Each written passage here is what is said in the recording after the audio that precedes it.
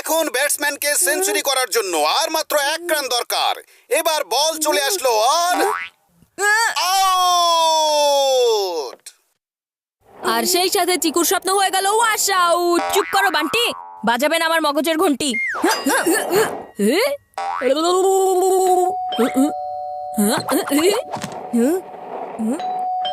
চিকু, বান্টি, কেউ গিয়ে দরজাটা খোলো না।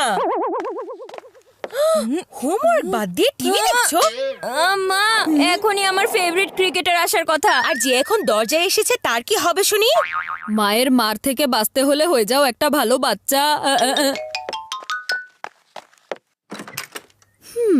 আরে গীতা আন্টি, আপনি আসুন না। গীতা আন্টি, ভেতরে আসুন।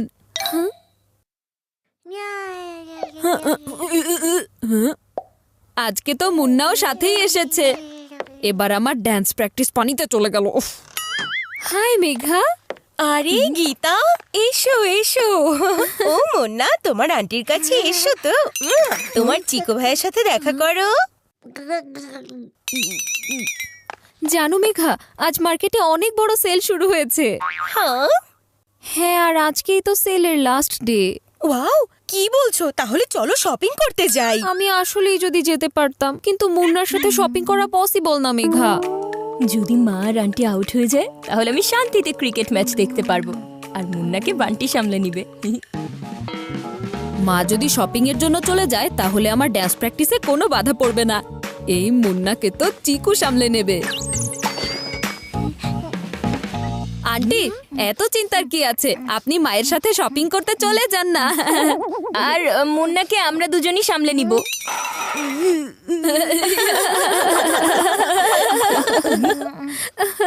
তাছাড়া মুন্না দুধ খাওয়ার পর 2 ঘন্টা পর্যন্ত ঘুমাতেই থাকবে। 2 ঘন্টা পর্যন্ত ঘুমাতে থাকবে? তাহলে এর মধ্যেই আপনার শপিং হয়ে যাবে আন্টি। তোমরা দুজন সত্যি মুন্নাকে সামলাতে পারবে তো? হ্যাঁ মা, এটা কি এমন বড় বিষয় হলো? আমি যেখানেই বান্টিকে সামলাতে পারি, তাহলে এই বেবিকে সামলানো কি এমন বড় বিষয় বলো?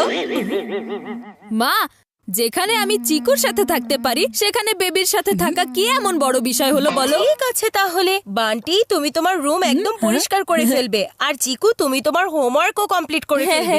আমি কিন্তু ফিরে এসে চেক করব। ভালোই হয়েছে, মুন্না ঘুমিয়ে পড়েছে। এখন আমরা অন্তত শান্তিতে শপিং করতে পারবো। বাই বান্টি বাবা। অনেক অনেক শপিং করবেন। Bye bye. Yes, speaker on. আর আমার ম্যাচ অন। বল দ্রুত গতিতে বেরিয়ে আসছে। ব্যাটসম্যান ব্যাট ঘুরিয়ে দিল। কি দারুণ একটা শট মেরেছে। ইয়েস ইয়েস, হু হু, yes. Come on come on, run run, দৌড়াও।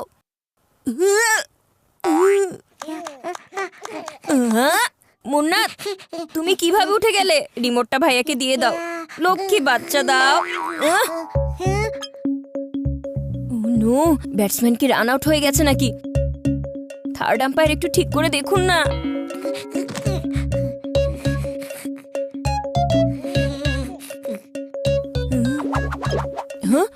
আরে এ কি? ও তো আমার ম্যাচের পুরো মজাটাই নষ্ট করে দিল। আরে এটা আমি কি করছি? আমার ম্যাচও গেছে, আমার কাপড়টাও নষ্ট হয়ে গেছে।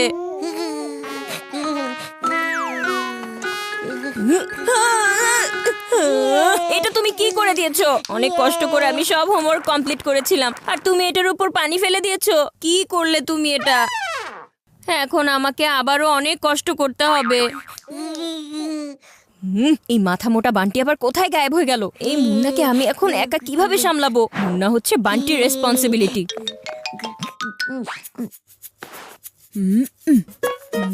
মা যখন সবকিছু গোছানো দেখবে তখন আমি এক্সট্রা পয়েন্ট পেয়ে যাব।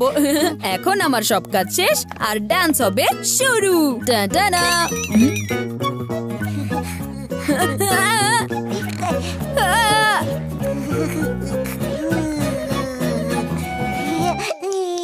আরে মুন্না, আমি খুব কষ্ট করে সব গুছিয়েছিলাম, কিন্তু তুমি তো সব অগোছালো করে দিলে। কিন্তু তুমি উপরে কিভাবে আসলে? নিশ্চয়ই এটা চিকুর কাজ হবে। ও নিজে খেলা ছাড়তে পারছে না, আর এদিকে মুন্নাকে ছেড়ে দিয়ে চলে গেছে।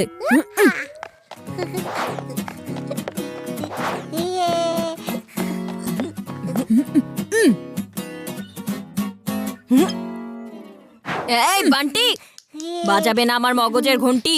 এখনই টিভি চালু করো বলছি। আগে এটা বলো, তুমি মুন্নাকে আমার রুমে ছেড়ে গিয়েছিলে কেন? হ্যাঁ, কারণ তুমি নিজেই তো বলেছিলে যে মুন্নাকে তুমি একাই সামলে নিতে পারবে, তাই না? এই আমি বয়সে ছোট আছি কিন্তু বুদ্ধিতে না। আর এই কথাটা তো আমি একা বলিনি, তুমিও তো ম্যাচের বাহানায় বলেছিলে কথাটা। আর তোমারও তো ডিস্কো ডান্সার হওয়ার শখ হয়েছিল, তাই না? তাহলে এখন মুন্নাকেও একটু ডান্স শিখিয়ে দাও না। মুন্নাকে তুমিই রাখো, কিন্তু ওকে নিজের মতো বাজে ব্যাটসম্যান বানিয়ে দিও না আবার।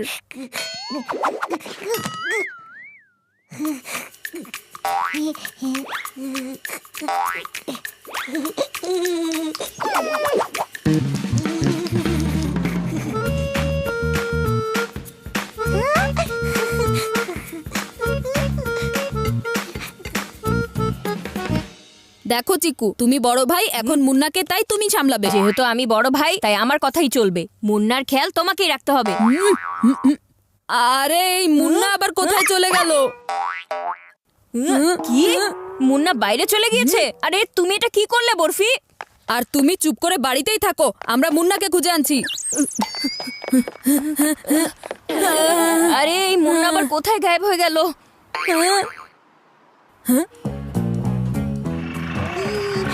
ওই দেখো,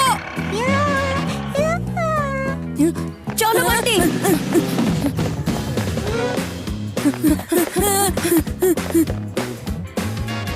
দাঁড়াও।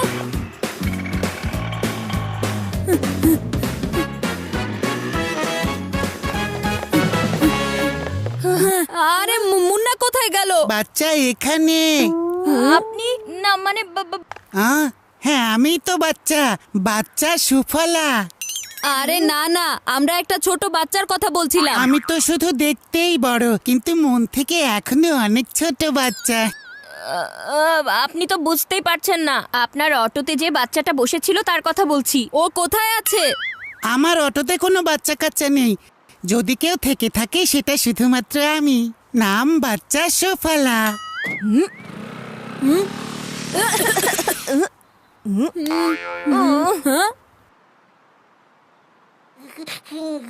ও নো, মুন্না তো ম্যানহোলের দিকে এগিয়ে যাচ্ছে। ওর নিশ্চয়ই বেলুন খুব পছন্দের, কিন্তু বেলুনে ব্রেক লাগাতে হবে। কি করব, কি যে করব? আইডিয়া!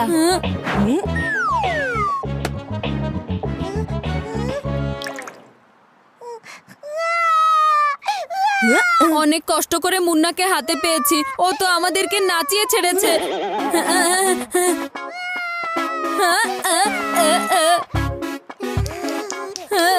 লা লা লা লা লা লা তোমার এই লা লা বানরের লা মতো লা। কাণ্ড কারখানা অনেক পছন্দ করছে, তুমি করতে থাকো।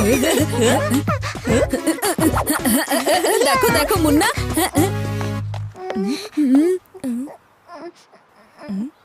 বান্টি, এখন জলদি আমাদেরকে বাড়িতে পৌঁছাতে হবে। গীতা আন্টি আর মা চলে আসার আগে মুন্নাকে ঘুম পাড়িয়ে দিতে হবে।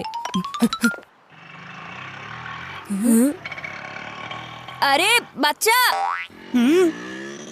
মনে হচ্ছে এখনো এই ছেলে দুটো ওই বাচ্চাটাকে খুঁজে বেড়াচ্ছে। আরে বাচ্চা সুফলা! এ তো আমার নাম ধরেই ডাকছে। বাচ্চা সুফলা, আমরা দুজন আপনাকেই তো খুঁজছিলাম। আপনি হ্যাঁ? প্লিজ আমাদেরকে এই বাচ্চাটার সাথে বাড়িতে ছেড়ে দিয়ে আসুন না। আরে এসো এসো, চলে এসো। বাচ্চাদের বিষয়ে এই বাচ্চা সুফলা কখনো পিছু হটে না। বাচ্চা পেয়ে গেছি, আর বাচ্চা সুফলাকেও পেয়ে গেছি। আমাদের এখন আর কোনো টেনশন নেই।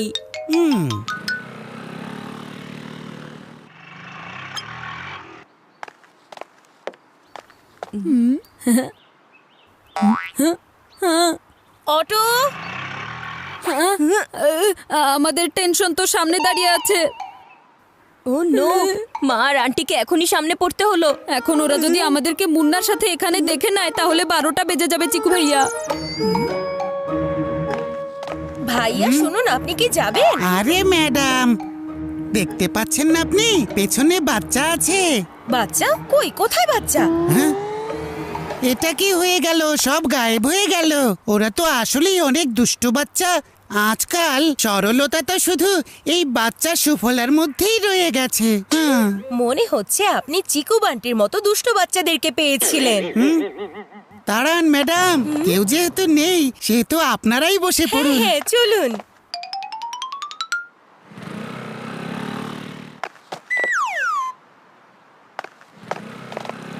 না জানি বাচ্চারা এখন কি করছে।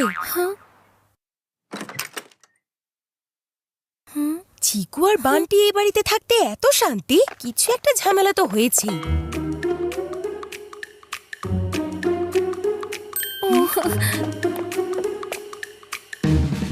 ওয়াও, তোমরা দুজন বসে পড়ালেখা করছো?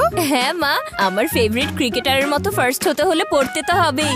মুন্না তোমাদেরকে আবার বিরক্ত করেনি তো বাচ্চারা? একটুও বিরক্ত করেনি। ও তো এত আরাম করে ঘুমাচ্ছিল, আমাদের দুজনের মনে হয়েছিল ও হয়তো বাড়িতেই নেই।